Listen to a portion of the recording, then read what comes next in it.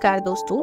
आज मैं आपको सास और बहू की एक अनोखी कहानी सुनाऊंगी। बहुत समय पहले की बात है कि एक छोटे से गांव में सास और बहू एक साथ रहती थी। सास का नाम सावित्री था और बहू का नाम सुनीता। सावित्री अपने समय में गांव की सबसे तेज और समझदार महिला थी। अब वो उम्रदराज हो चुकी थी, लेकिन उनकी आदतें वही पुरानी थी, सख्त, अनुशासित और कभी कभी बहू को लेकर थोड़ी कठोर। सुनीता नई नई बहू थी, सीधी सादी सी और समझदार। वो अपनी सास का हर काम में आदर करती थी, लेकिन फिर भी सास को कभी कभी कुछ न कुछ शिकायत रहती थी। एक दिन सुनीता ने सोचा कि क्यों न अपनी सास को थोड़ा खुश करने का प्रयास किया जाए। उसने उनके लिए विशेष पकवान बनाए, घर की अच्छे से सफाई की और सास को आराम करने के लिए कहा। परंतु सावित्री को यह एहसास हुआ कि कहीं बहू उसे कमजोर समझकर घर का पूरा जिम्मा अपने ऊपर न ले ले। और समय बीतता गया और धीरे धीरे सुनीता की मेहनत और समझदारी से सास के मन में भी बदलाव आने लगा। एक दिन सावित्री की तबीयत अचानक से बिगड़ गई तो सुनीता ने पूरे दिल से उसकी सेवा की। सावित्री के दिल में पहली बार यह एहसास हुआ कि उनकी बहू सच में भी उनकी सगी बेटी जैसी है। तब सावित्री ने भी अपने मन में ठान लिया कि वह सुनीता को एक बेटी की तरह प्यार करेगी और हर कदम पर उसका साथ भी देगी। इस अनोखे बदलाव के बाद सास बहू का रिश्ता सिर्फ कर्तव्य का नहीं रहा, बल्कि